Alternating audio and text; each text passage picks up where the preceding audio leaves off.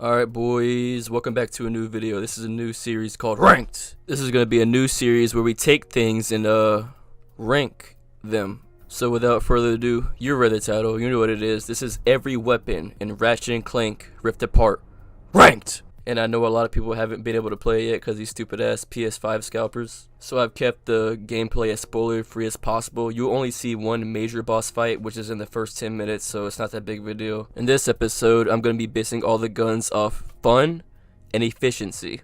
And remember, this is on my personal opinion and gameplay experience. But without further ado, let's get into it.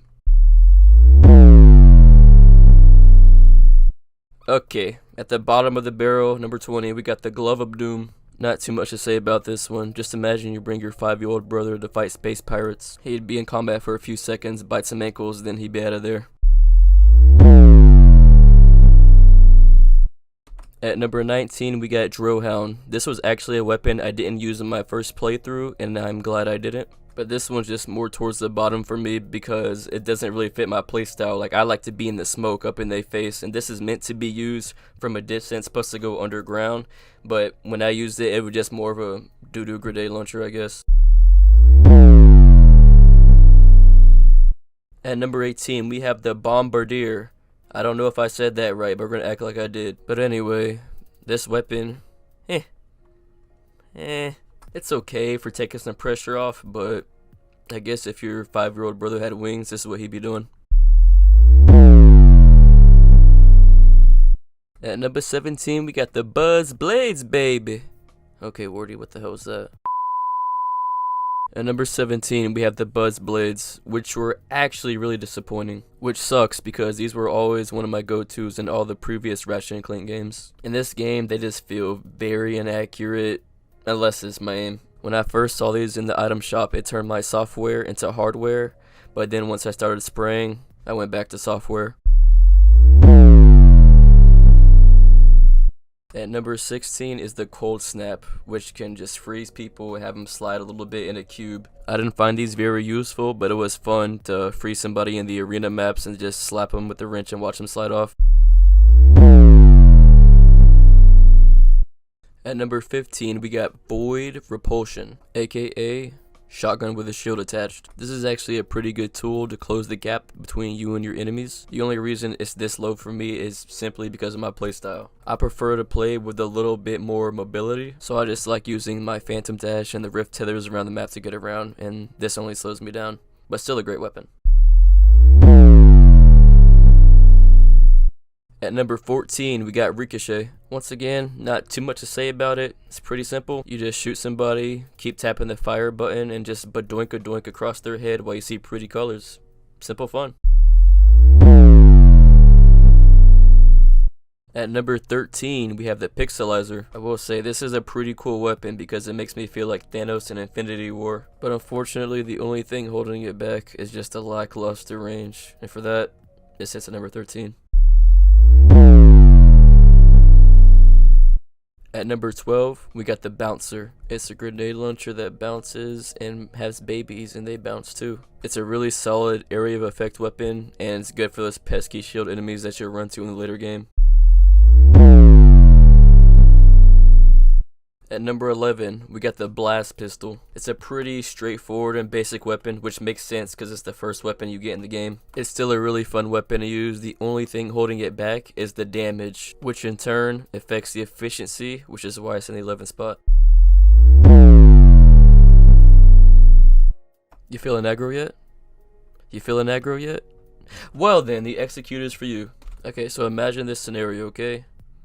You have a shotgun, some coke, and Thor's lightning, and they all have a baby. This is what you get right here, ladies and gentlemen. You hold down R2 and move forward, all your problems will be solved.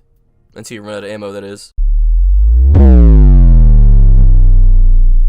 At number 9, we got the Bomb from the Palm, the Shatter Blast, baby. Another great tool just for clearing out the area, you know, making some space for yourself. You keep lugging these bad boys, enemies are dying, guaranteed, or your money back. At number 8, we have the Topiary Sprinkler, And boy was I mad when I found this. I did not use it my first playthrough, and I really wish I did. This thing doesn't look like much, but it will literally make your enemies look like your backyard. The sprinkler is just an extremely good weapon. Once again, just to get the pressure off you. If you know your health's low, you need to go find some health. Just throw this bad boy down, give you plenty of time. And what makes this amazing is that it just pretty much works on any boss. It can stop him for a second. You know, a second is long enough to get some damage in. So, yeah. Number 8 is Topiary Sprinkler. Alright, if ride or die was a weapon, Miss Fungal is that guy. Or gal. Wherever you need Miss Fungal, she will be there. Too many enemies shooting bullets at you that you can't dodge? Miss Fungal. Need someone to distract the ops while you go get health? Miss Fungal. You having the most lit party under the sea? Miss Fungal. Alright, at number 6, here's the gun I know a lot of us were looking forward to. The sniper itself. Headhunter. This gun has it all, from being able to slow down time and also creating weak points for enemies, so next time you hit him in that exact same spot, lights out. Just an overall great weapon. Only reason it's the 6th spot is just because the other ones are better. Kicking off the top 5 here, we got the large Negatron Collider, and let me just add real quick, this is one of the coolest names I've ever heard for a gun in my life, and it's just a spectacle to use. It feels like you're throwing Kamehameha blasts at your enemy, and it has some serious damage output. So the number 5 spot goes to the LNC itself. At the number 4 spot, we get the Rhino version 8. I mean, what can I say, dude? This thing's OP. It just takes stuff from a different dimension, could be a rock, to an alien spaceship. And wherever this thing drops, you best believe it's doing massive damage. And when this thing's out, you better go ahead and let the enemies know that there's nowhere to run.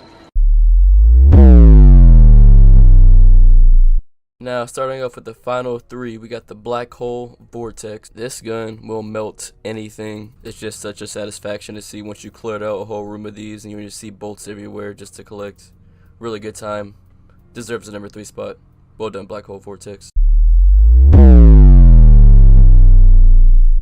Alright, at the number 2 spot, we got my favorite panic button, the Lightning Strike. I gotta say, when I first bought this, I didn't expect much. Reason being that in previous Ratchet and Clank games, these kind of weapons were always meh. In this game, however, it has saved my ass countless times. Shoot any enemy with a few of these and you'll have them shaking. And the voice acting on this is hilarious. Listen to this. I should have upgraded a faster service.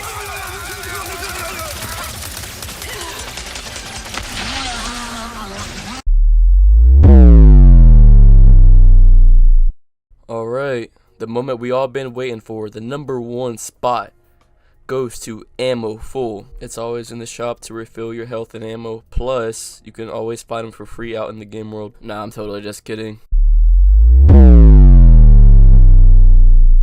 Alright, the real number 1 spot goes to the Peacemaker. And make peace? Yeah, it does that. This weapon's great for everything. Fantastic for clearing out rooms quickly or taking off a large chunk of a boss's health. Very easy weapon to enjoy while also being very efficient. Top tier weapon. Number 1 spot goes to Peacemaker. And that concludes the video.